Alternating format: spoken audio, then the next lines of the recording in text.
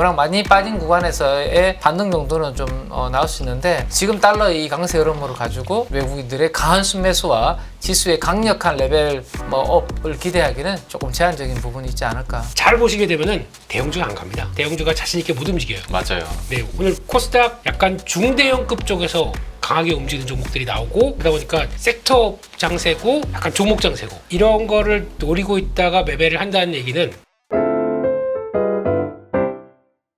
일단 오늘장 어떻게 보셨는지 총평 부탁드리겠습니다. 팀장님께서 먼저 문 열어주시죠.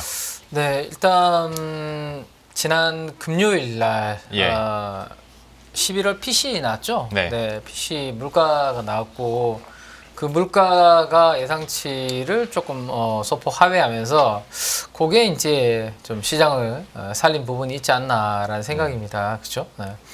네. 지난번에 이제 연준의 FOMC 이후에 생각했던 것보다 이제 금리 인하 횟수라든지 이런 부분들이 이제 좀 줄어들었잖아요. 예. 그러면서 시장이 약간 좀 놀랐었고, 왜냐하면 주식 시장은 아무래도 이제 금리 인하를 호재로 생각하시는 분들이 많다 보니까 네 번을 예상을 했는데 2번으로 축소한다고 하니까 화들짝 놀랐는데, 근데 사실은 금리 인하를 하는 이유는 별로 뭔가 안 좋기 때문에 그렇죠? 그런 부분들을 이제 미리 예방하려고 하는 부분인데 생각보다 미국의 경기가 이제 탄탄하다 보니까 네 번을 2번으로 축소하는 것 때문에 이제 하락했다라는 건데 요거는 시간이 지나면 충분히 이제 소화할 수 있는 부분이었고 근데 거기에 놀랐는데 PC 물가가 이제 예상치를 소폭 하회하면서 다시 이제 또 분위기가 좀 좋아지는 그런 그림이었고 오늘 우리도 그 흐름 지난주 금요일 날 미국 증시의 그림을 그대로 좀 이어받은 부분이 있고 그다음 이제 미국 정부 셧다운 관련된 이슈도 일단 이벤트는 지나가는 그러한 흐름이었던 것 같습니다. 결국에는 이제 오늘도 보면 수급인 것 같은데요. 외국인들이 오늘 코스피하고 코스닥에 1,000억 이상씩 순매수가 들어왔습니다. 오래간만에 아주 큰 규모는 아닌데 양시장에서 이렇게 순매수가 들어왔고 현선물 다 매수가 들어오는 바람에 전체적으로 분위기는 나쁘지 않았는데 좀 아쉬웠던 부분은 코스닥이 장중에 상승폭이 한 2%를 넘어섰었거든요. 근데 종가 기준으로는 1.6% 정도 반등에 좀 그친 부분이 있는데 환율이 잘 안 빠져요. 그렇죠? 오늘 1,450원 위에 거의 딱 안착하면서 끝이 났는데 조금 전에 이제 들어오기 전에 밖에서 이제 대기하면서 달러 인덱스 지금 움직이는 거 보니까 금요일 날 PC 하락하면서 108 달러 인덱스가 108 아래로 내려왔다가 다시 지금 108선 위를 회복하면서 달러가 강세 움직임으로 지금 진행이 되고 있거든요. 그래서 미국의 달러가 이 강세 흐름이기 때문에 우리나라 원화가 좀처럼 이 약세에서 벗어나기는 좀 쉽지 않은 그런 부분인 것 같고 그래서 이제 외국인 수급이 오늘 양시장에 좀 들어왔지만 예전에 우리나라 원화가 강할 때 많이 들어왔던 그러한 수급적인 흐름은 단기간에는 좀 기대하기 좀 어렵지 않나라는 생각이고 워낙 많이 빠진 구간에서의 반등 정도는 좀 나올 수 있는데 지금 달러의 이 강세 흐름으로 가지고 외국인들의 강한 순매수와 지수의 강력한 레벨 업을 기대하기는 조금 제한적인 부분이 있지 않을까 이렇게 정리를 해드릴 수 있을 것 같습니다. 예, 팀장님의 총평 들어봤고요. 대표님께서도 오늘 시장 좀 어느 곳에 주안점 두고 보셨습니까? 딱 한마디, 일장 한마디. 산타가 올 듯 말 듯. 이상입니다. 한마디 하려면서요. 저는 한마디 하라고 그런 거 아니었어요? 그냥 쫙 해도 돼요? 네네. 대표님 혼자 갑자기 오늘의 한마디 얘기하더니 그럼 한마디 했으면 그래 그래서 자세히 어떻게 하겠느냐 그럴 때 너무 그러면 알겠습니다. 일단 그 외국인 선물도 막판에 그 매수 물량이 훅 줄어든 것도 그렇고 사실 삼성전자나 SK하이닉스에 대해서도 긍정적인 뉴스들이 주말과 오늘까지도 있었는데 솔직히 말하면 좀 성이 안 찹니다. 왜 그랬을까? 성이 안 차죠. 근데 시장의 특징이 그런 거 있는 것 같아요. 그러니까 오늘 저 외국인들 매도 나오면 어떡해 라고 하고 있다가 외국인들이 시작 9시 반쯤 되니까 몇백억에서 이제 600억, 900억, 1000억 이렇게 쓱 들어가더라고요. 그거 보니까 잠깐만 오늘은 그날이 아닐세 이런 느낌에서 막 몰아치는데 잘 보시게 되면은 대형주가 안 갑니다. 대형주가 자신 있게 못 움직여요. 맞아요. 네, 오늘 코스닥, 코스피 마찬가지로 다 대형주는 그렇게 큰 반응 없었고 예. 약간 중대형급 쪽에서 강하게 움직이는 종목들이 나오고 네. 그러다 보니까 섹터 장세고 약간 종목 장세고 그러니까 이런 거를 노리고 있다가 매매를 한다는 얘기는 아직 대형주 매매하기는 자신이 없어요. 그러니까 그쪽에 집중돼서 움직이는 쪽들은 따로 있다라고 봐야 될 것 같고 게다가 아니 1,400억 샀는데 지수 뭐 1.5% 오르면 5천억 사면은 뭐 한 7% 가야겠네요. 예, 좀 도와주시고요. 네, 그런 쪽에서 일단 아직 예 이게 지금 그런 것 같아요. 시장이 내일을 모르는 시장. 네, 지금 나오는 지표 지금 여고외로는 또 환율이 1,452원입니다. 네. 또 고점대예요. 네, 이런 쪽에서 내일도 외국인들이 눈치 보고 있다가 어떻게 나올지 보고 또 시장의 방향성을 결정하기 때문에 지금은 그냥 그런가 보다라고 해야 될 것 같고요. 그만큼 1,000억 정도만 사도 수급 공배가 그만큼 빠르게 빠졌다가 다시 돌아가려는 힘들은 남아 있다고 봐야 되겠죠. 그런 쪽에서 나오는 수급 공백에 따른 효과 정도 봐야 될 것 같고. 그럼 여기서 원래 오늘 좀 제대로 나왔다 그러면 한 2,450까지 훅 들어오고 코스닥은 한 690 전환되고 이렇게 나와야 되는데 이게 지금 어려운 거죠. 그래서 제일 중요한 거는 연속성. 내일도 외국인들이 이렇게 나올 것이냐 모르겠습니다. 그러니까 일단 오늘만 살고 보자. 이런 매매가 더 큰 것 같고요. 근데 오랜만에 또 의미 있는 게 강세 섹터 보니까 HBM하고 반도체 장비들 이게 강했습니다. 근데 지금 일단 주말 사이에 나왔던 게 이제 삼성전자까지 이제 보조금을 받는다라고 해서 예. 하이닉스는 예상했던 수준, 삼성전자는 예상했던 것보다 조금 덜 그렇다고 하더라도 왜 반도체 장비가 움직일까요? 그들은 가만히 있고 이거는 시장에서 그냥 혹시 미국 투자 계속 하는 거야? 라고 했었을 때 돈 받게 되면 투자를 해야 될 거 아닙니까? 네. 그러면 일단 뭐 이제 깔고 라인 들어오고 장비 들어갈 거 아니야? 라고 하다 보니까 거기서 약간 기대감이 좀 높았었고 또 오늘 나왔던 거는 HBM4 관련된 쪽에서 브로드컴이 네. 요청했다. 이거 아직 시간 오래 걸려요. 오늘 보니까 마이크론 테크놀로지에서 HBM4 일정을 2026년으로 잡았더라고요. 예, 잡으면 뭐 합니까? 수율이 40%면 예. 근데 아마 이거는 앞으로 기대하는 것들이 좀 땡겨오는 모습들인데 실적이 안 되면 땡겨오는 게 힘듭니다. 근데 실적이 됐는데 그거 가지고 이제 주가가 많이 빠지다 보니까 거기서 나오는 부분들은 좀 영향을 끼쳤다라는 쪽들로 봐야 될 것 같고 우주항공 강했는데 우주항공의 종목들이 약간 조선과도 연결되는 모습들이거든요. 그래서 조선 쪽에 연결됐던 또 필리조선소 뭐 지분 관련된 쪽에서 한화그룹도 얘기 나오면서 또 이게 한화 시스템이 더 유리하네 뭐 이런 쪽으로 나오다 보니까 그렇게 강했고 조선이야 뭐 그냥 이제 올타임 하이로 가는 것 같고 예. 또 LNG 쪽에 부품 관련된 LNG 피팅 뭐 이쪽 관련된 쪽들 특히 요즘 S&T 에너지 예 원래 우리나라에 LNG 관련된 쪽에 베이오레스 보일러 두 회사가 딱 있는데 하나는 원자력 때문에 쭉 잘 가다가 얘가 좀 저평가다 그랬는데 얘가 또 수주 나오다 보니까 얘란 얘기는 S&T 에너지입니다. 얘가 또 막 부각받고 얘는 원자력 때문에 안 돼 그러면 수주를 주춤하고 결국엔 둘 다 좋다는 얘기인데 시장이 이제 이렇게 왔다 갔다 하고 있다라고 봐야 될 것 같고 양자모는 패스. 예, 일단은 미국 시장 올랐다고 하니까 패스. 예. 네, 전선 전력기기 오늘도 좋았고 약세 특이한 게 인터넷 쪽이에요. 인터넷 쪽이 왜 약세냐고 하게 되면 아무 얘기 나온 거 없습니다. 네이버가 왜 빠질까요? 아무 얘기 나온 게 없는데 밸류가 지금 금리를 내년에도 4번 내릴 거로 생각했다가 2번 내릴 거로 가닥이 맞춰지다 보니까 그동안에 성장주 쪽에서 플레이 됐던 부분들 네. 이게 약간 조금 너무 좀 오버했나? 라고 하다 보니까 거기서 물량 나온 것 같고 그런데 그럼에도 불구하고 같은 소프트웨어 쪽인데 이스트 소프트는 22% 올라가고 네, 그러니까 시장이 보고 싶은 거 봅니다. 네, 그런 쪽에 흐름이었다 정리하겠습니다. 예, 오늘 증시에 대해서 대표님께서 정리를 해주셨는데 우리가 뭐 종목이나 산업 섹터로 넘어가기 전에 미국 증시 자금 동향도 자료를 준비하셨다고 들어가지고요. 그러면 이 동향까지 어떻게 되는지 한번 설명을 해주시고 그 뉴스들 살펴보면서 종목 얘기해 보도록 하죠. 네, 아이고 부러워. 네, 아이고 부러워.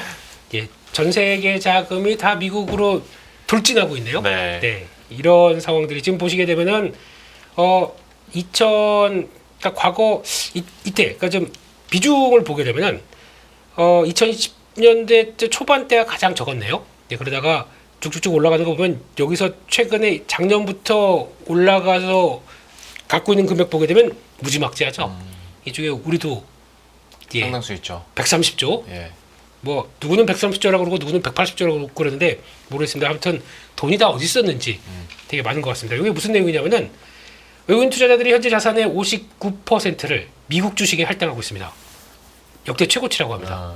그러니까 외국인들 입장, 그러니까 외국인들이 미국이 우리 그렇게 생각하시면 안 되고요. 모든 글로벌 투자자 네. 입장 쪽에서 미국 주식에 얼마를 투자하겠느냐, 거의 60%가 미국에 다 올인한 상황입니다. 14년 동안 아까 보셨던 것처럼 14년 동안 거의 2배 수준까지 올라왔다고 봐야 되겠죠. 이런 쪽으로 봤는데 그러다 보니까 금융자산에서 미국 주식이 차지하는 비중이 2000년 닷컴 버블보다 7%포인트 더 높아졌습니다. 이게 과연 무슨 얘기를 하는 걸까요? 네, 근데 거기까지 보고 오늘 이렇게 철벽으로 보십니까? 좀 질문을 하게 되면 받아주시던가 좀 그러셔야죠. 질문하신 것을. 예. 아니 저는 그 60이라는 숫자가 네. 반대로 말하면 전 세계 투자 자금의 고작 40%를 전 세계가 그냥 나눠 갖고 그렇죠, 다 그렇죠. 미국이 지금 독식하고 있다는 거잖아요. 그렇습니다, 그렇습니다. 그게 좀 세게 와가지고. 예, 세게는 혼자 생각하시고 좀 패널이 네네. 질문을 던지면 좀 답도 해주고 그러세요. 알겠습니다. 네네네. 예. 그런 상황 쪽에서 그러면은 근데 그럼에도 불구하고 예. 올라가는 정신은 뭐예요? 그러면 그렇기 때문에 대화 안 해도 됩니다. 이거. 네. 그러다 보니까 여기서 이제 생각해야 될 거는 그만큼 쏠림이 심하다는 얘기겠죠. 네, 그러면 아까 보셨던 이런 그림처럼 쏠림이 항상 심하다가 쏠림이 약간 또 바뀔 수 있는 부분들 이것도 한번 염두해야 되겠죠. 항상 영원한 건 절대 없어라고 우리 빅뱅 형님들이 얘기했지 않습니까? 예. 네, 그런 쪽에서 이런 그 트리거를 만들 게 뭘까라고 하게 되면 다른 건 매크로밖에 없을 거예요. 일단은요. 거기서 신호가 나오면서 이제 너무 좀 과했네라고 변화가 되는 과정들 이게 어떻게 나오는지가 중요한데 그러면은 반대로 보게 되면 미국의 경제 상황만큼 설명할 수 있을 만한 그 정도의 어떤 그 경제 성장률을 갖고 있을 만한 나라가 어디겠느냐 이게 해답이겠죠. 잘 안 보여요 지금은요. 그러다 보니까 아직 여기 머물러 있는 거로 봐야 될 것 같고 그러다 보니까 2010년대 이후부터 S&P 500 지수가 444% 사례네요. 지금이라도 사례요. 444 예, 이렇게 하는 반면에 MSCI 월드 이래서 대답을 안 하는 겁니다. 이거 혼자 할 겁니다. 들어오지 마세요. 예. MSCI 미국을 뺀 나머지 예. 쪽에서는 49%. 그러니까 지금 거의 15년 동안에 한 나라는 400%가 넘게 상승하고 네. 나머지는 49%밖에 상승 못했다. 그러면 장기적인 시계열도 이거를 좀 한번 어떤 큰 대변혁이 나오게 되면 바뀔 수도 있겠다라고 생각을 하고 그거를 노리는 거죠.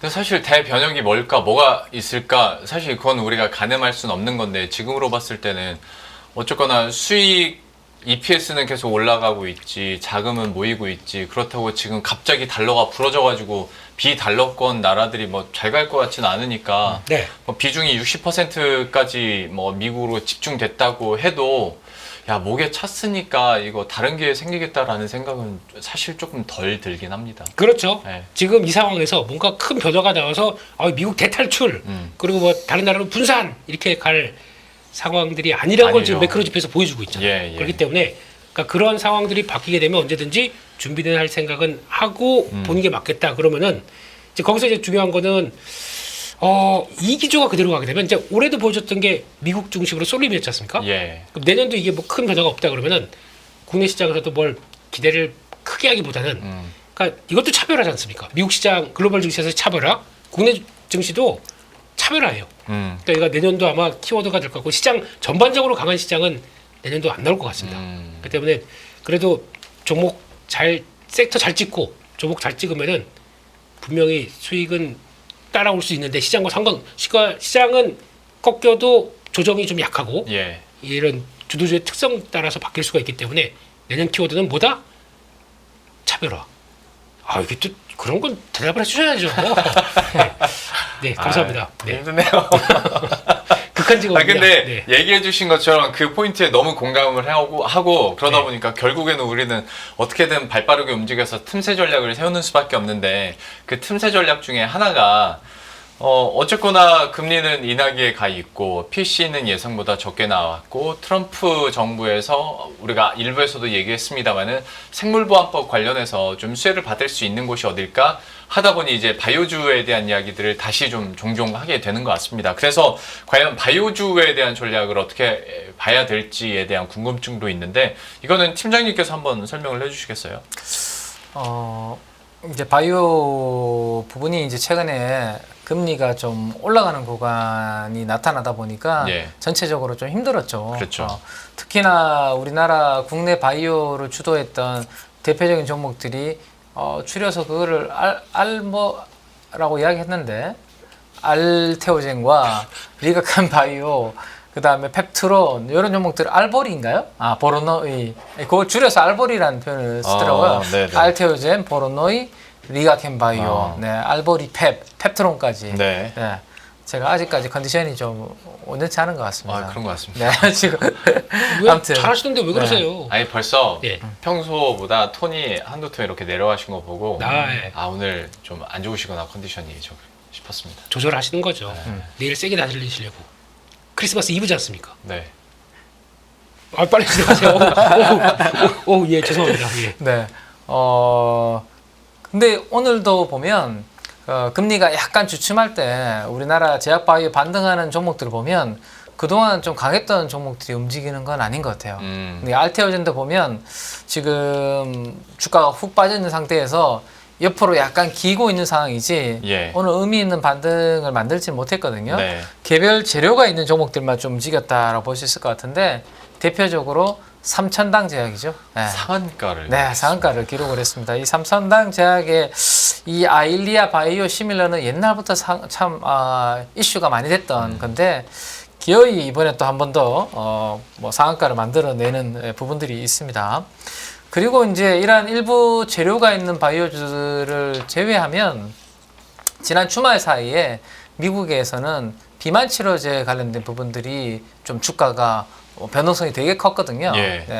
특히 지금 화면에서 보시는 것처럼 노보노디스크의 주가가 하루에 20%씩 하락을 하면서 20년 만에 하루 최대폭 하락을 기록하는 그런 부분들이 나왔습니다. 그래서 비만 치료제 관련된 부분들에 관련된 희비가 좀 엇갈리는 그런 부분들이 있었고 사실 노보노디스크가 저렇게 많이 빠지니까 1112는 사실은 좀 경쟁사잖아요. 어떻게 보면 반등하는 그런 모습을 보이다가 종가 기준으로는 뭐 그렇게 오른 게 없이 이렇게 끝이 났는데 앞으로 이 데이터들은 계속해서 이제 뭐 임상 데이터들은 나오면서 어떤 게 더 비만 관련해서 효과가 더 있더라라는 부분들은 나오겠죠. 나올 텐데 오늘 국내에서 관련된 부분들하고 이렇게 연결을 해보면 이 결국에는 지금 이제 주사로 맞는 비만은 올 한 해 상반기까지 되게 이제 핫했던 것 같고 하반기에는 사실은 이제 뭐 펩트론 정도만 조금 강하고 나머지는 큰 이슈가 없거든요. 그래서 결국에는 내년도로 가면 이게 주사로 맞는 비만 치료제가 아니라 경구용 쪽으로가 제가 봤을 때는 시장의 분위기는 좀 넘어가지 않을까. 그러니까 일라일리도 지금 경구용 쪽을 되게 열심히 하고 있는 상황인데 여기에서 누가 가장 먼저 치고 나갈지가 이 부분에서는 핵심이 될 것 같고 그러면 국내에서도 경구용 쪽을 하고 있는 비만 관련된 기업들을 보게 되지 않을까 정도 한번 보시면 될 것 같고요. 그 다음에 이제 우리가 바이오 분위기가 좋았을 때 많은 분들이 이제 바이오 액티브 ETF를 편입을 하시거나 아니면 이제 액티브 ETF니까 시가총액 순서대로 쭉 산 게 아니라 이 액티브 ETF를 운영하는 매니저분이 괜찮게 보는 것들을 의미 있게 이렇게 넣고 빼고 하는 거잖아요. 그래서 요 종목들이 어떤 종목들을 편입하고 편출하는지에 따라서 바이오 투자분들이 참고를 많이 하셨거든요. 그래서 최근에 한 달 동안 좀 변화 부분들을 한번 간단하게만 정리를 좀 해드리면 방금 제가 경구용 비만 관련돼서 말씀을 드렸잖아요. 이 타임폴리오 K 바이오 액티브 ETF에 한 달 전에 없었던 종목이 새로 들어간 종목이 두 개가 있는데 노란색이 하나가 D&D 파마텍입니다. 요게 이제 경구용 관련된 임상을 하고 있고 내년도 한 3, 4월 정도에 데이터가 나올 것으로 지금 예정이 돼 있거든요. 예. 액티브 ETF를 운영하는 매니저분이 이런 관련된 부분들을 좀 의미 있게 담았다 정도 보면 될 것 같고, 또 하나는 휴메딕스 노란색입니다. 네, 이게 원래 없다가 새롭게 들어온 거거든요. 요즘 뭐 헬스케어 쪽에서도 그래도 그나마 괜찮은 쪽은 이 톡신이라든지 필러라든지 스킨 부스터 네. 이쪽이 괜찮은데, 원래 사실은 저는 이제 연말쯤에 연중에 못 갔던 휴가를 저는 연말에 가거든요. 네. 연말에 가고 휴가 중에 이제 얼굴을 한번 이렇게 가다듬죠. 네. 가다듬는데 원래는 지금 스케줄을 저는 이제 못 잡았는데, 네. 네. 아무튼 요즘 이제 그 브라질 이야기를 참 많이 하시더라고요. 이 바디 필러, 그러니까 얼굴에 이제 저도 이제 필러 이렇게 뭐 맞아봤지만 얼굴은 자그만하잖아요. 네. 근데 우리 몸, 그다음에 특히 엉덩이를 이렇게 볼륨 있게 만들어주는 걸 필러가 직방이라는 부분이 있어서 브라질에서 많이 뭐 하고 있고, 수출 데이터들이 최근에 아주 잘 나오고 있는 그런 부분들이 뭐 휴메딕스라든지 바이오 플러스라든지 이런 기업들을 수급적으로 이끌고 있는 부분들이 있는 것 같아요. 그래서 그 정도가 요즘 뭐 그래서 필러 톡신 쪽에 이슈가 있는 것 같고, 그 다음 이제 특이한 거는 보시면 알테오젠 같은 경우가 원래는 비중이 15%에서 한 20% 정도 비중이 됐었거든요. 네. ETF에. 근데 지금 거의 한 자릿수로 이렇게 하락을 한 그런 부분들. 그래서 떨어진 만큼 뭐 파마 리서치나 다른 종목들이 이제 비중이 네. 올라가고 이런 변화들이 좀 있었다라는 거 보시면 될 것 같은데, 금리가 지금 그렇게 쉽게 잘 떨어지지는 않을 것 같아요. 오늘 지금 달러 강세에 보이는 것처럼. 그래서 금리가 좀 드라마틱하게 더 떨어지지 않으면 바이오는 아직은 좀 약간의 기간 조정을 좀 더 필요로 하는 그런 부분들이 좀 있는 것 같습니다. 확실히 지금은 뭔가 성장이 확실하고 숫자가 확실히 있는 쪽으로만 조금 더 자신감 있게 베팅이 들어오지, 그거 외에는 뭐 일부 오늘 삼천당 제약처럼 이렇게 재료가 있는 것들 외에는 그렇게 강하게 컨빅션 있게 지금 안 들어오고 있기 때문에 이 부분들을 한번 금리 떨어질 때 한번 좀 보시는 게 어떨까, 이렇게 말씀을 좀 드리고 싶네요. 대표님께서도 바이오주에 대해서 한마디 좀 덧붙여 주시죠. 일단 오늘 되게 특이한 현상이 나온 게 알테오젠이 네. 개인들이 무지막지하게 팔았어요. 네. 그러면서 기관 외국인들이 사는데 주가는 못 갔습니다. 왜 이게 나올까요? 작년에도 제가 듣기로는, 제가 보기에는 비슷한 현상이 나왔는데, K 뭐 증권 창구, 예, 네, 네, 예, 네, 갈게요. 네, 약간 너무 불안한데요? 대놓고. 거기서, 네. 이거 좋은 겁니다, 좋은 겁니다. 왜냐면 알테오젠 투자 많이 해서 좀 대주주 양도세 걸리지만 이런 분들 작년에도 거의 비슷한 창구에 있었습니다. 거기서 나오면서 한번 출렁였다가 끝나고 다시 사는 이런 과정이 나왔거든요. 그러니까 아마 개인 매도는, 지금 나오는 개인 매도는 거기에 기반한 매도가 좀 더 많을 것이다라고 생각합니다. 물론 이제 뭐 매크로 지표 뺀 얘기로 알테오젠 모이면 더 그런 것 같아요. 그래서 이거는 만약에 양도세 회피 물량은 언제 다시 채워지자면은 저희 보통 일반적인 배당 끝나고 배당락 네. 26일이죠. 네. 그때 만약에 금리가 생각보다 계속 올라가서 여전히 저 고점이다 그러면 적극적으로 살 필요는 없고요. 거기서 약간 주가 눌려 있는데 그런 쪽에서 좀 약간 시그널이 나온다 그러면 그때부터는 다시 그분들은 채울 가능성이 높기 때문에 네. 또 그 사람들이 또 직접 여기서 뭐 지금부터 다시 사 이게 아니라 또 천천히 사게 되면 또 빠르게 못 돌아가는 거겠죠. 근데 그런 많이 오른 종목이 되니까 나오는 그런 변화들 좀 있겠다라고 봐야 될 것 같고요. 그런 쪽에서 뭐 지금 바이오 쪽은 그냥 시장의 참여자들은 금리만 보고 있는 것 같아요. 그런 쪽에서 세게 반응을 안 하는 거. 근데 그래도 수출에서 성과가 나온다라고 하는 것들은 분명히 움직입니다. 아까 팀장님 말씀하셨듯이 뭐 이제 이거는 앞으로 성과를 낼 거에 대한 베팅들도 물론 들어오겠지만 네. 제가 보기에는 녹십자 같은 거 아니면 또 SK 바이오팜 이런 것들은 내년부터 내후년까지 어느 정도 실적의 성장을 보장하고 있는 종목들이거든요.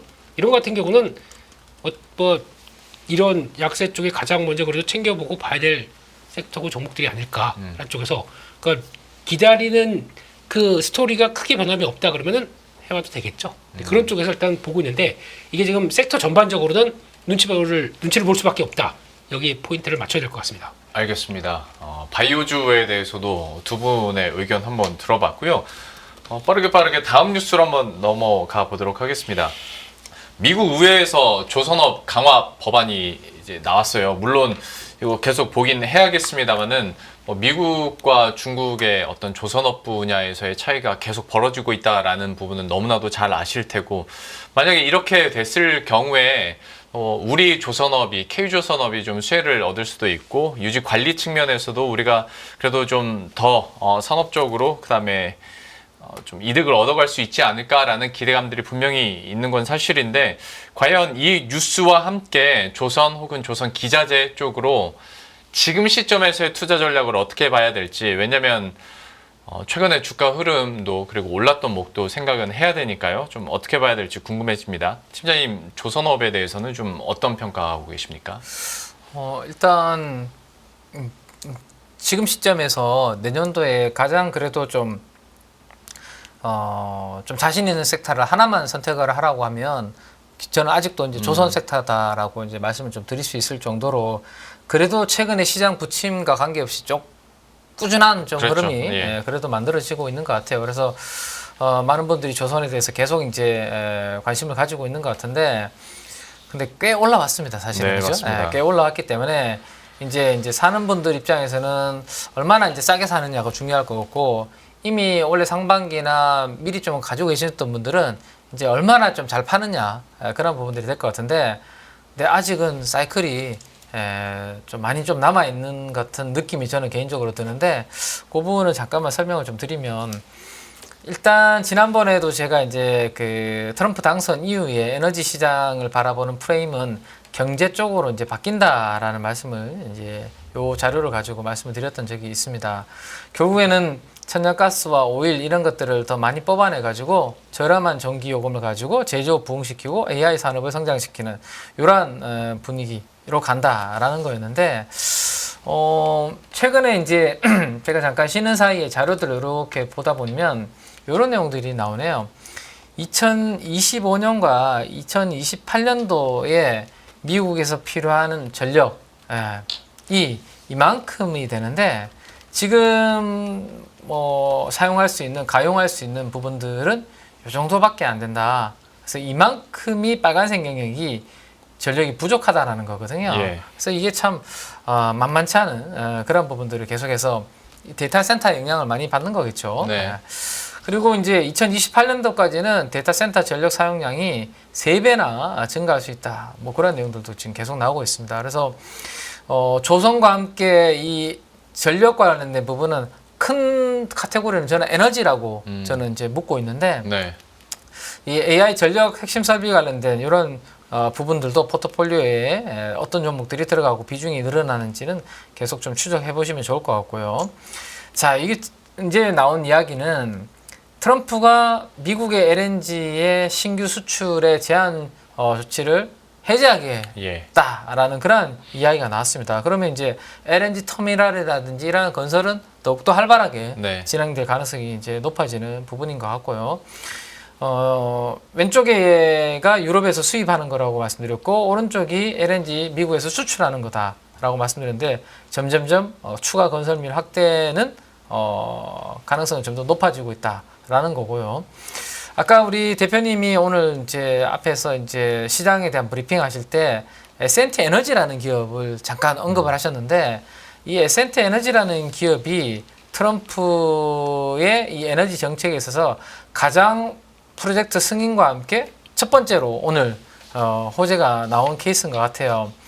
이 공냉식 열교환기 관련된 부분들을 LNG 터미널 내에서 하고 있는데, 공시를 보면 이런 내용이 있습니다. 벡텔 에너지라는 쪽에 에어쿨러 공급 계약이라고 나오거든요. 그래서 미국이 트럼프가 되면 LNG에 대한 수출, LNG 터미널 많이 지을 텐데 그와 관련된 우리가 낙수 효과가 있지 않을까라는 생각만 지금까지 있었는데, 오늘 저 기업이 미국 쪽의 에너지 기업한테 이런 부분들에 대한 공급 계약 공시를 딱 내다 보니까, 야, 진짜 우리가 여기에 같이 성장을 하겠구나라는 부분이 믿음이 좀 생긴 것 같고, 오늘 수급도 들어오면서 그 종목은 강하게 끝이 났습니다. 지금 벡텔 에너지 홈페이지에서 제가 이거를 캡처해 온 건데, 보시면 액화 관련된 프로젝트 텍사스의 전경의 모습이 이렇게 나와 있다 정도 보시면 될 것 같습니다. 그래서 지금 그림을 보시면 조선은 사실은 여기까지 저는 와 있다라고 생각이 됩니다. 지금 호황 국면에 이미 어느 정도 좀 들어가 있는 상황이거든요. 근데 이 호황이 얼마나 이제 길어지느냐 아니면 꺾이느냐 요건데 생각보다 이 호황이 좀 길어질 수 있는 아까 앵커님 말씀하신 것처럼 우리 뭐 방산 관련해서 MRO 관련해서 네. 이런 부분들도 지금 모멘텀으로 작용하고 있는데 네. 사실은 그게 돈이 될지는 아직 좀 있어 봐야 되는 부분입니다. 근데 모멘텀 정도 제가 봤을 때 하나오션한테는 좀 강하게 작동을 하는 거고 이 사이클이 만약에 길어지려면요. 탱커 수주 그 다음에 드릴십과 같은 해양시추 이런 쪽에 수주가 좀 더 새롭게 나오고 토크가 더 막 차고 이런 그림들이 나오면 잘하면 이거 2028년에서 2030년도까지도 사이클이 이어질 수 있는 그런 부분들도 될 수 있거든요. 그래서 그런 부분들을 앞으로 조금 지켜봐야 될 부분이고 아무튼 지금 분위기는 조선업 강화법으로 인해서 중국 등 위험국에서 미국 선박 수리하면 200% 과세를 물리겠다라는 내용도 들어가 있거든요. 예. 그러면 뭐 이런 부분들은 중국도 계속해서 좀 견제해주는 부분들을 해주고 있기 때문에 우리나라 조선사 입장에서는 내년도에 거의 국내에서 보이지 않는 제가 봤을 때는 주도 섹터가 계속 유지가 될 가능성이 좀 높을 것 같다라는 말씀 좀 드릴 수 있을 것 같아요. 에너지와 조선 쪽으로 또 얘기를 해주셨고 지금 나오고 있는 주 뉴스들도 팀장님께서 잘 정리를 해주셨으니까요. 여러분들도 참고하시길 바라겠고 대표님께는 지금 나왔던 이 업종 군보다는 이제 다른 또 뉴스가 나와서 그거 한번 여쭤보도록 하겠습니다. 저희가 지난주에도 그냥 우연히 뭐 5G, 6G 얘기를 했었는데 최근 들어서 이제 오픈랜 관련된 뉴스들이 가끔씩 나옵니다. 오늘도 관련 뉴스가 있긴 하던데 관련해서 이제 통신장비주에 대해서 좀 어떻게 새로 투자 아이디어를 좀 가져갈 수 있을까에 대해서 좀 어떤 그림 그리고 계십니까? 네, 제가 그리는 건 아니고요.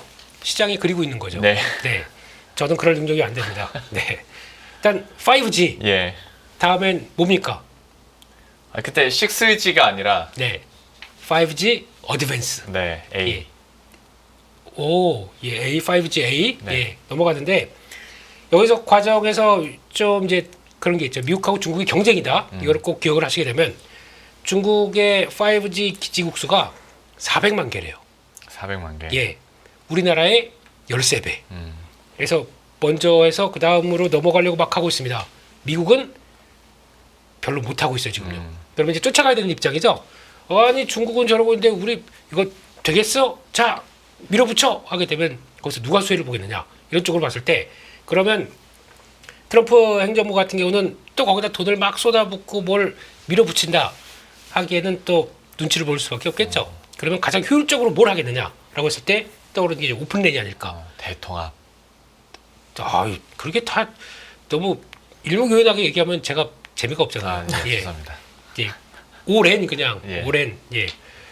그래서 그렇게 많이 씁니다. 5에서 랜 쓰고요. 네. 정말 오랜지 예. 그래서 여기서 예, 여기서 일단 가장 중요한 게 그 기점으로 보시면 될 것 같아요. 여기 그림 보시게 되면은 기존 네트워크는 일단 다 이제 집중돼서 제조사마다 이게 다 다른 쪽으로 나가죠. 그러니까 제조사에서 규격이 있고 규격이 있다 보니까 다 다르게 그러면 그쵸. 투자를 다 따로따로 해야 될 거 아닙니까? 그렇죠. 네. 그런데 여기서 이걸 하나 규격화를 딱 해놓는다. 그러면은 아주 이제 나중에 보면 이제 데이터를 관리하다 보니까 클라우드까지 기지국까지 했던 요 단계들이 아마 쉽게 적응할 수 있겠다. 그러면 아마 효율을 생각한다. 그럼 트럼프 행정부가 가장 노리고 이쪽을 강화시키면서 그 다음에 네트워크 환경을 만들어 간다라는 쪽으로 보게 되면 떠오를 수 있는 분야라고 봐야 되겠죠. 그러다 보니까 이게 뭐 그래서 만약에 그렇게 나가기 시작하게 되면은 오픈랜 장비는 작년이 23억 달러. 그러니까 5G 관련돼서 제가 한번 투자한다고 그러고 그 다음부터는 업체들이 놀았어요. 발주도 안 나오고 AS 조금 나온 거 갖고 먹고 살아야 되다 보니까 힘들었지 않습니까? 네. 근데 여기서 만약에 이걸로 밀어가는 미국의 분위기가 나온다. 그러면 열심히 그냥 다 팽개치고 그냥 달라붙을 생각을 하겠죠. 이게 확인되게 되면은 아마 오픈랜 장비 시장이 2030년에 320억 달러. 거의 10배 이상이죠. 연평균은 CAGR 42% 성장. 그럼 이쪽에 대해서 관심이 높아갈 게 아니냐 이런 쪽에서 시장이 조금씩 꿀럭꿀럭 움직이는 것 같습니다. 그런 쪽에서 봤었을 때 일단 지금 트럼프 1기 행정부 당시에 나왔던 얘기를 한번 보게 되면은 화웨이 견제 심하게 했었죠 그때. 예. 그때 그러면 화웨이가 만약에 장비 관련된 쪽에서 계속 들어오고 거기다가 보안 이슈도 있고 그러다 보니까 이거 계속 견제해야 된다라고 하면서 그러면 차라리 에릭슨, 노키아, 삼성전자 비화웨이 장비 간의 연동을 하게 되면은 가장 효율적으로 나올 게 아니냐 쪽에서 밀어붙이다가 코로나 맞았어요. 네, 그런 관점이다 보니까 이번에는 이렇게 밀어붙일 수 있지 않겠느냐라고 하게 되면 또 다른 중국 견제하는 새로운 섹터 쪽에서 통신 장비가 떠오를 수 있겠다라는 쪽을 한번 보셨으면 좋겠고 그래서 공약집 이번에 나왔던 것들 보게 되면은 일단 보안 기준 강화하고 국가적 우선 과제를 할 것이다. 그 지난번 2019년에 나왔던 얘기를 똑같이 다시 하고 있습니다. 그렇게 되면은 일단 중국 통신 장비 계속 금지하겠죠. 거기다가 동맹국에도 같이 제재하면서 그러면 새롭게 이거 만들어 가자라고 되면 변화가 나올 수 있겠다는 쪽인데 기업 내용들은 그냥 아직 실적들이 제대로 안 받게 되다 보니까 일단 넘어가시고 어떤 식으로 변화가 나오냐. 미국의 정보통신정책기관이 돈 지원금 받고 기술 개발합니다. 이런 쪽으로 나가기 시작하고 또 마찬가지로 글로벌 10개사와 뭐 HFR은 유명하죠. 오픈랜에 얼라이언스 들어가서 규격 만들려고 한다. 이런 것들 좀 눈여겨봐야 될 것 같고 게다가 참 실적은 나오는데 시장이 못 알아주는 종목이긴 한데 그런 쪽에서 뭐 인증 성공했다. 인증 획득에 성공했다. 그렇게 되면 이런 쪽들이 아무래도 이제 미국이 움직임이 나오기 시작하면서 변화가 나온다라고 하게 되면 또 영향력을 갈 수가 있기 때문에 이거는 잊혀졌지만 또 그리고 또 요즘 보니까 광통신 얘기도 좀 나오기 시작하죠. 광통신은 양자 컴퓨팅 하려면 필요한 또 하나의 네트워킹이고 그를 위해서 또 통신 장비를 좀 바뀌어야 된다라고 하다 보니까 모 업체가 솔이라는 업체가 또 막 부각받고 막 그랬지 않습니까? 네, 그래서 그런 쪽들도 한번 연결해 보면서 또 오래 했지 않습니까? 완전히 빈집시처럼 예. 그런 쪽에서 어떤 변화가 나올 수 있는지도 한번 보셨으면 좋겠습니다. 근데 지금 나왔었던 국내 업체 같은 경우에는 그러니까 이제 스토리가 수혜를 받을 수 있는 거고 아직 뭐 이게 수주를 따낼 뭐 여지가 있달지 아니면 장비 공급에 대한 소식은 아직은 없는 거죠? 전혀 없고요. 네. 이게 가능성이죠. 그렇게 되면은 기술력은 갖추고 있습니까? 기술력은 아까 아까 그 인증은 받았으니까. 갑자기 울컥할 뻔했어요. 다 설명했는데 네네. 또 그래서 다 준비는 하고 있다. 그래서 몰아칠 준비는 하는데 아마 여기서는 보면은 일단 미국 이제 트럼프 행정부의 변화 그리고 또 삼성전자가 움직여야 될 것 같아요. 네, 그러면서 이제 약간 좀 오케이. 나오는 변화가 이어지게 되면 또 얘기 많이 나오겠죠. 네. 네, 그러면 그때 VOD 보시면 됩니다. 이 VOD. 네, 알겠습니다. 예. 그때는 뭐 대표님께서 또 안 할 거예요? 방송 어딘가에선가 오픈랜 얘기를 하고 있겠죠. 리바이벌 안 할 겁니다. 예. 알겠습니다. 오픈랜에 대해서 이렇게 얘기를 해주셨으니까 여러분들도 꼭 기억해 두셨으면 좋겠고요. 시간을 많이 드리진 못할 것 같은데 두 분께 이제 각각 다른 소재 하나씩 좀 의견 들어보도록 하겠습니다. 앞에서 잠깐 얘기는 하긴 했는데 반도체 관련해서 그러니까 삼성전자 하이닉스에 충분히 좋은 뉴스가 있었습니다. 삼성전자도 이제 보조금 지급이 확정이 됐고 규모도 확정이 됐고 여기에 이제 브로드컴, 러브콜 뉴스까지 나왔었는데 오늘장에서 삼성전자랑 SK 하이닉스의 주가 흐름을 보자면 좀 성에 안 찼습니다. 이걸 어떻게 봐야 될지 팀장님께서 두 반도체주 한번 얘기를 해주시죠. 브로드컴과 관련해서 이제 삼성전자, SK 하이닉스가 움직이기에는 좀 수급적으로도 아직은 좀 부족하지 않나라는 생각입니다. 그러니까 환율 꺾이면서 대형주 쪽으로 훨씬 더 외국인 순매수세가 좀 들어올 수 있는 환경이 돼야지만 제가 봤을 때는 삼성전자, SK 하이닉스가 좀 불을 뿜을 거고 지금은 제한적인 이제 외국인 수급에 뭐 환경이다 보니까 그 덩치 큰 두 기업이 움직이기보다는 오히려 그 아랫단에 있는 반도체 이제 뭐 소부장들 그리고 HBM 관련된 종목들이 오히려 더 탄력 있게 움직이는 그런 모습들이 나타나고 있는데 어쨌든 불씨는 브로드컴이 만들어주고 있는 것 같아요. 최근에 엔비디아보다 미국에서도 브로드컴이 훨씬 더 강하게 지금 맞아요. 움직이고 있잖아요. 네. 이슈도 되고 있고. 근데 이 브로드컴이 우리가 이제 주문형 반도체 관련된 부분들을 지금 해야 하는데, 이거 HBM이 필요한 거죠. 그죠? 그러다 보니까, 삼성전자와 SK 하이닉스한테 HBM4에 대한 러브콜을 뭐 보냈다. 뭐 그런, 내용들이 나오다 보니까 관련된 기업들이 좀 주목을 받는 것 같은데 그 빅테크들이 가는 방향성은 계속 이렇게 갈 것 같아요. 엔비디아한테 계속 이제 종속되기 시작하면 한도 끝도 없죠. 그러면 결국에는 이제 좀 거기에서 이제 독립을 좀 해야 되고 에이직 반도체로 갈 수밖에 없는 것은 필연적이지 않나라는 생각입니다. 그래서 최근에 이제 삼성에서 이런 리포트 제목이 나온 게 있더라고요. 지금 보면 재단사가 그 뭐라 해야 되나 이게 자를 가지고 반도체 칩을 이렇게 보는 모습인데 진짜 명품은 맞춤 제작이다. 뭐 커스텀 반도체에 대해서 이렇게 이야기를 또 하는 부분들도 있더라고요. 그래서 지금 보면 반도체 밸류 체인을 보면 여기 부분들입니다. 지금 브로드컴이라든지 관련된 부분들이 팹리스 쪽이거든요. 그죠? 예. 네. 그래서 여기 관련된 부분들로 수혜를 볼 수 있는 기업들이 주목을 받고 있고 저는 사실은 이걸 가지고 만들어줄 수 있는 파운드리 줄, 예, 우리는 TSMC. 예. 각 궁극적으로 저는 가장 편안한 저는 후보 누가 어떻게 하든지 TSMC가 만들어줘야 되거든요. 예. 그래서 뭐 이것저것 머리 아프게 뭐 보기 어렵다라면 TSMC 하나를 보시는 것도 괜찮지 않을까 이렇게 정리를 해드리면 될 것 같아요. 우격다짐으로 스토리 만들어서 삼성전자랑 SK하이닉스로 가느니 직접적인 수혜받을 수 있는 기업으로 가자라는 것도 워낙 이제 해외 투자 많이 하시니까요. 직접 투자도 해볼 법합니다. 삼성전자랑 SK하이닉스에 대해서는 간단하게 들어봤고요.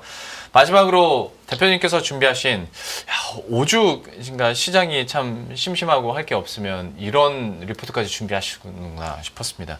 2024 한국 부자 보고서로 본 투자 아이디어를 준비하셨다고요? 앞에 서두가 그러니까. 그렇게 그러네요. 아니 예. 갑자기 부자 보고서를 준비하셨다길래 저건 어떤 얘기 전국 하실까 나온 거 아니에요, 싶어가지고 예. 얘 나왔으면은 네.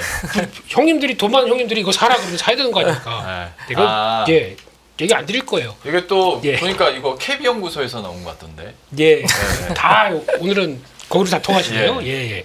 일단 요 관련돼서 시간 관계상 빠르게 말씀드리게 되면요, 그냥 뭐 부러운 거죠. 네, 여기 우리나라에 10억 금융자산이 10억 이상, 부동산 빼고 네. 예, 부자가 46만 1,000명. 그 중에 한 명이 우리 앵커님 이 되고 싶은 네, 예, 그래서 전체 인구 0.9%를 차지한답니다. 그런데 그러니까 최근에 이렇게 쭉 올라왔을 때보다 그러니까 얼만큼 올해 금융 환경에 그렇게 좋지 못했느냐 1%밖에 안 늘었는데요. 예. 네, 그래서 그 정도다. 그래서 봐야 될 것 같고 그 중에서 이 0.1%도 안 되는 인구가 총 금융자산이 2,826조 중에서 그러니까 58%를 갖고 있는 거죠. 그래서 원래 이게 세상은 불공평합니다. 네, 불공평한 상황들이고 그들이 갖고 있는 게 이런 상황들이다. 일단 눈여겨봐야 될 것 같고 그러니까 그들이 움직이게 되면 금융의 변화가 많이 나올 거 아닙니까? 예. 이들이 관심 있는 게 일단 작년과 올해 차이를 보니까 역시나 부동산이네요. 네, 부동산 불패. 네, 그래야 될까요? 예, 아무튼 네, 그런 쪽에서 요걸 많이 보는 것 같아요. 실물. 네. 금하고 보석이 많이 올해 2위로 올라왔어요. 그런 쪽에서 이거 좀 특이하다라는 쪽이고 게다가 또 그러면 내년을 어떻게 봤을 때 투자를 어떻게 할 것이냐 여기 이제 가장 중요할 것 같은데 네. 보니까 지금까지 2023년도 24년도 봤을 때 주식은 비중을 내려갔습니다. 그분들도 물려 네 그런 느낌이 나고요. 예, 근데 지금 보니까 생각보다 비중 관련된 쪽에서는 그냥 우리가 거의 고른데 만약에 단기적으로 고수익을 부는 쪽이 어디냐라고 했을 때 주식을 봤네요.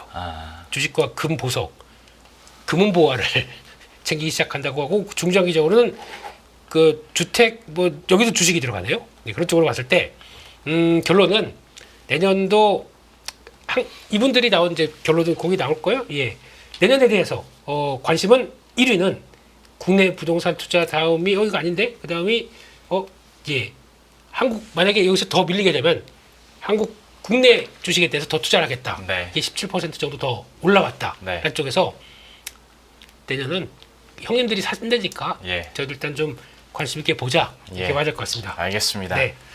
제가 예상한 대로 한 끗의 오차도 없이 설명을 해주셨습니다.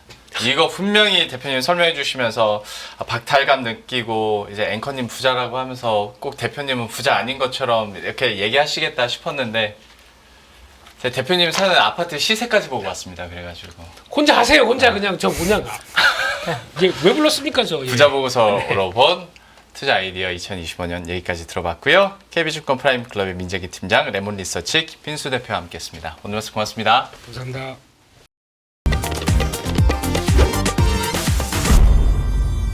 안녕하세요. 이승입니다. 더 많은 영상을 보고 싶으신 분들은 화면 오른쪽에 있는 구독 버튼을 눌러주시기 바랍니다. 그리고 영상을 보시면서 좋아요는 필수인 거 아시죠? 항상 인포맥스 라이브를 사랑해 주셔서 감사합니다.